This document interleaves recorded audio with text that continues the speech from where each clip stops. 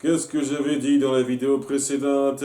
Donc, les enfants parlent au chef des Kaldin par rapport donc au voile de Rena Ori et qui il en manque une, ils en ont qu'une seule sur deux et oh coïncidence, le chef des Kaldin avait l'autre morceau.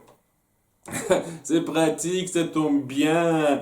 Et gros problème par rapport à ça, c'est que ces deux voiles qui représentent un serpent et un lion, mais en dehors de ça, il n'y avait rien de spécifique, de particulier à noter là-dedans. Donc même si on les a pas vu trop essayer grand-chose pour lire ça, ils se disent ah mince, c'est pas de veine. Et c'est là que le chef a l'idée de les amener dans un temple, un tombeau du coin, où il y aurait de quoi les aider. J'y reviendrai, mais en attendant, on a un petit moment de rapprochement pas trop mal entre Mendoza et la Guerra, où Mendoza lui demande comment elle va, et, elle finit par lui parler un petit peu de sa relation avec Ambrosius. Donc sa mère est morte en accouchant et donc elle a été élevée par son père et Ambrosius a été un peu comme un oncle pour elle. Et elle explique pas à quel moment Ambrosius et le docteur Laguerra se sont séparés parce que bon, il s'est passé une période un petit peu importante durant laquelle le docteur Laguerra était complètement détaché d'Ambrosius et il était avec Marinche quoi. Mais là on n'en parle pas de cette partie-là, hein. Pourquoi le docteur Laguerra est parti en laissant sa fille seule aux mains d'Ambrosius pour ça, c'est pas dit, c'est pas précisé.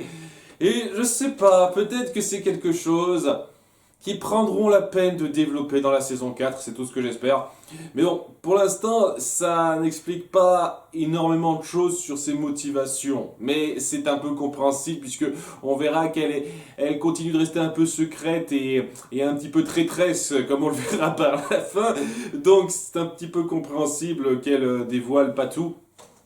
Enfin bon, alors que le chef des Chaldis veut montrer le tombeau du coin aux enfants, et ils apprennent l'arrivée d'Ambrosius. Voilà, la nef d'Ambrosius approche.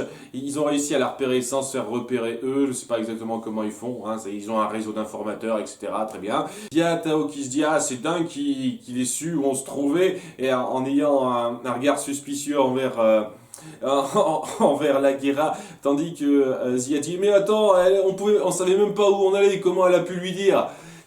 Vous savez que Ambrosius manipule des technologies d'une certaine façon, donc il y aurait très facilement moyen qu'elle ait de quoi faire une balise là où elle se trouve pour l'amener dans le coin. J'ai direct pensé à ça.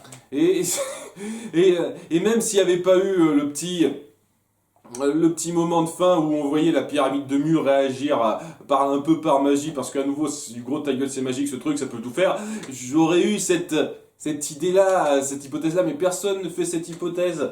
C'est quand même dingue, quoi. Après tout ce qu'elle a fait, la Guerra, contre eux, y a que Tao qui est suspicieux envers elle.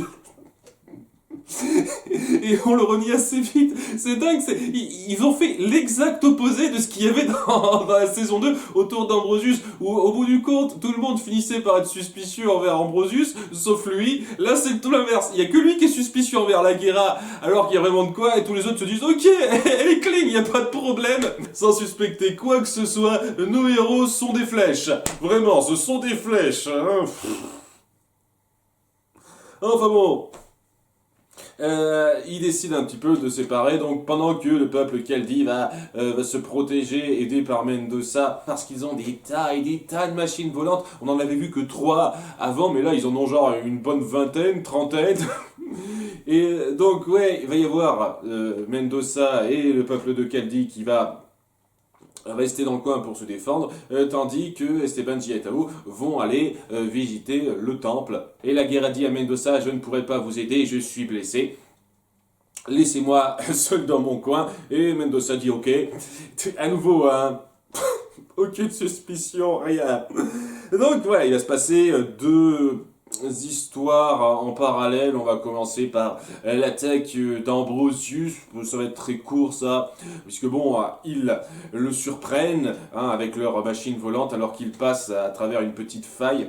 Comment dire, il y a deux grandes collines un peu plates, excusez-moi si j'ai pas le bon terme, et il y a un chemin qui se forme entre ces deux collines. Et malgré le fait que la nef puisse voler assez haut, hein, on l'a vu à quelques reprises avant, Ambrosius se dit, et si je volais pile dans ce chemin à, à hauteur d'en dessous, hein, les collines, de façon à ce que je puisse me faire attaquer par le dessus. Hein, c'est ça. C'est quand même un peu forcé la mise en scène par rapport à ça, parce que je serai à la place d'Ambrosius, bon, je suivrai peut-être le chemin, mais je le suivrai d'une bonne hauteur, hein, pas juste, ah, tiens, pile poil, un peu en dessous du sommet. C'est... Non, non, c'est un petit peu forcé pour moi. Enfin bon, il se fait attaquer par surprise. Il essaye de se défendre, déjà Gaspard en utilisant les canons, tandis que putain, les Bédouins tirent comme des pieds. Tout le monde tire comme un pied dans ces histoires. Personne n'est capable de viser correctement quelque chose. Ça sert à rien les fusils. Sérieusement, ça ne sert absolument à que dalle quand on s'en sert. Donc, ouais, il tire dans le vide, Gaspard essaye de se défendre, mais lui, il a une excuse à pourquoi il peut pas les toucher, ce sont des machines volantes qui bougent, et donc c'était un petit peu normal que ce soit plus difficile pour lui, et c'est là que Ambrosius décide d'utiliser ses soleils noirs, enfin, que maintenant qu'il décide de le faire, dites donc, grâce à ces soleils noirs, il décime un petit peu tout le monde, sans tuer personne. Ah oui, il y a des tas de machines volantes qui s'écrasent, mais on fait bien attention de montrer que personne ne meurt. Hein. La mise en scène fait bien exprès de dire ah non non non, ces gens-là ne meurent pas, c'est juste leurs machines qui sont détruites, hein. Ils arrivent à s'en sortir, ils atterrissent, ils en sautent avant qu'elles soient détruites, ce genre de conneries. Vous voyez, c'est légèrement couille molle sur le coup, je trouve. Ça aurait été, je pense, beaucoup plus fort de montrer que certaines personnes ont payé le prix pour se défendre contre lui, mais bon. Et au bout d'un moment, c'est là que les défenseurs restants ont une idée avec Mendoza. Si on utilisait la poussière, si on le balançait poussière, pour qu'il ne voit plus rien. Et la question que je me pose, c'est pourquoi vous n'avez pas fait ça depuis le début, en fait. Je veux dire, Mendoza est quand même un petit peu au courant qu'il a ces technologies surcheatées qui lui donneraient un grand avantage en combat. Pourquoi il leur en aurait pas parlé de base? Et à ce moment-là, s'ils sont au courant, ils auraient dû comprendre qu'un affrontement direct comme ça, ça aurait été problématique. Et cette technique de la poussière qu'on lui envoie comme ça, en utilisant le vent et le sable du désert, c'est très bien, mais ça aurait été beaucoup mieux si vous l'aviez employé depuis le début. Beaucoup plus intelligent comme ça. Mais bon, au final, ça n'amène pas à une grande réussite, puisque en l'espace de 10 secondes à peu près, hein, à partir du moment où on a vu la poussière arriver, Ambrosius a eu le temps d'enfiler son vêtement de Zarès. Vraiment super rapide le gars, et grâce à ça il parvient à déjouer facilement l'autre type qui attaque, Malik, tandis que Mendoza arrive à bien battre Gaspard assez rapidement, mais est obligé de se rendre quand Zarès s'en prend à Malik, menace Malik, et ça se termine sur Ambrosius et Gaspard qui détiennent Mendoza et qui continuent leur chemin. Et je comprends pas pourquoi il le tue pas tout de suite personnellement, mais besoin qu'ils survivent, que voulez-vous, besoin qu'ils survivent. Donc, parallèlement, on a l'histoire avec les enfants qui sera encore plus résumée, je pense, parce que, donc, ils se rendent à ce fameux tombeau et ils découvrent tout un mécanisme super complexe pour pas grand-chose, je trouve. Parce que le truc, c'est de placer les deux voiles de façon à ce qu'on éclaire bien les petits trous dans la couture, et quand on superpose ces deux trous dans la couture, ça donne un plan. Donc il y a tout un mécanisme complexe pour ça. Alors, quelques petites choses à redire par rapport à ça. Premier truc, on fout les deux voiles l'un en face de l'autre. Il y en a un qui est devant l'autre. Donc le voile qui est en avant devrait cacher les points de couture du voile qui est en arrière, étant donné que la lumière que vous mettez en place vient directement derrière. Ça c'est de la physique de base. Hein. La lumière, elle peut pas être affichée sur le mur, excusez-moi, j'ai pas les bons termes, vous m'excuserez, parce que justement, il y a quelque chose qui bloque devant. Donc c'est pas du tout logique déjà, ce truc-là. Deuxième point qui me gêne, et c'est assez important quand même, c'est que au départ, ces voiles sont censés se trouver sous la montagne de la Lune. Nous sommes d'accord. Ils n'étaient pas censés savoir, le peuple de Mu, au départ, que ces voiles allaient être emporté par le peuple des Chaldées. Et pourtant, il y avait besoin de cet endroit-là, ce temple, ce tombeau, pour arriver à lire les deux voiles et la carte qu'ils affichent. Donc comment est-ce qu'ils auraient fait exactement Esteban et compagnie pour arriver à lire les voiles s'ils avaient été sous la montagne de la Lune techniquement en fait? Comment c'était prévu ce truc-là?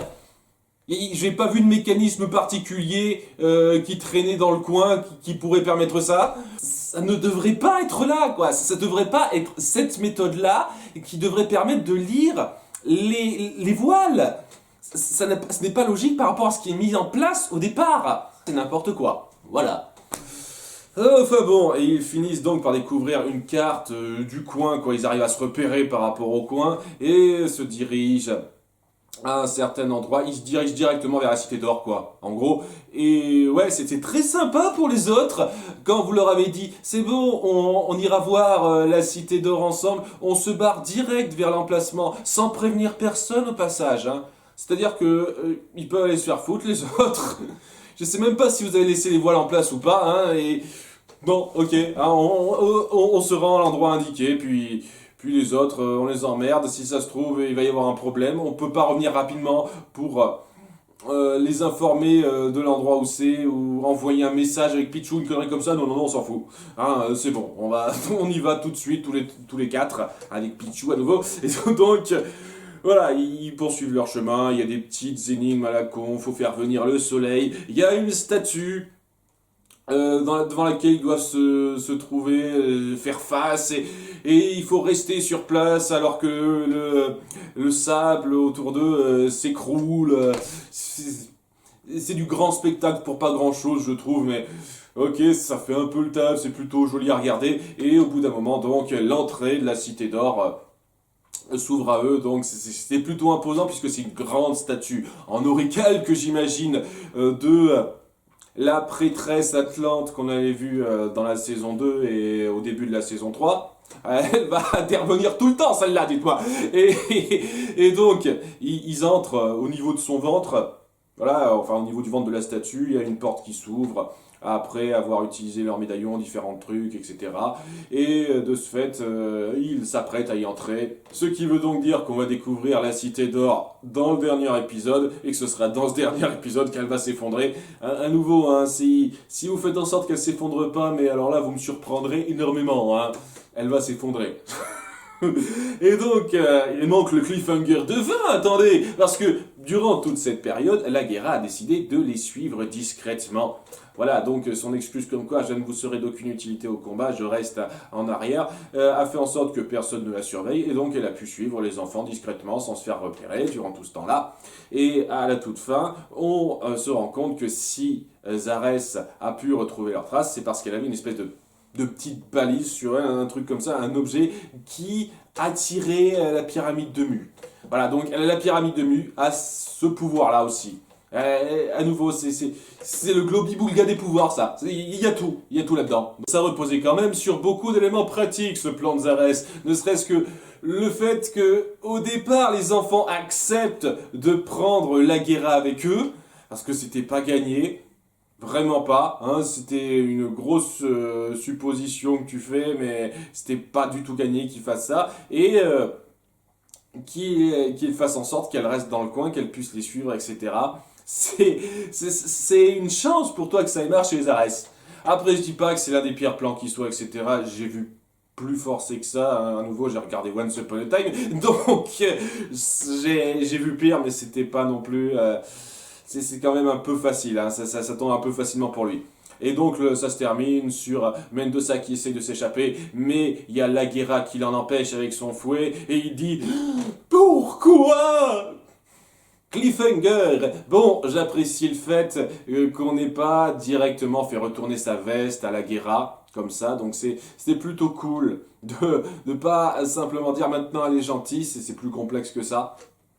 Et qu'elle a un lien particulier avec Ambrosius qu'elle n'a pas encore dévoilé tout de suite, et je sens que c'est quelque chose qui sera mis en place dans la saison 4. Hein, oui, à nouveau, ça c'est un truc qui me plaît bien, même si je trouve qu'on a un peu sali le personnage de Zarès dans cette saison 3. Et ça va quand même rester le grand méchant de toute cette série. Et c'est cool de garder un grand méchant constant durant toute cette série. C'est cool. Et de montrer que la Guerra va pas juste virer comme ça du mal au bien. C'est bien de montrer ça. Et ça montrait aussi que, oui, si elle fait vraiment une reconversion vers le bien, et ce sera plus difficile que ça l'a été montré là. Parce que maintenant, les enfants auront un peu cette expérience de la traîtrise qu'ils avaient déjà avant, mais c'était pas avec la guerra, donc à nouveau, hein, c'était un petit peu gros, ça, hein, un peu beaucoup gros quand même. Et globalement, c'est acceptable, correct. Il y avait pas mal de moments forts d'action. Le combat contre Ambrosius, même s'il n'était pas super bien réfléchi, était très palpitant à de nombreux moments. Les découvertes de Tao Estebanesia étaient plutôt cool à voir. Visuellement, ça envoyait un peu du lourd. Donc c'était bien ça rattrapait les problèmes que j'ai avec cet épisode et ça passait tout à fait correctement. On verra un petit peu ce qui va se passer par la suite pour le final de cette saison 3. À très bientôt, bye.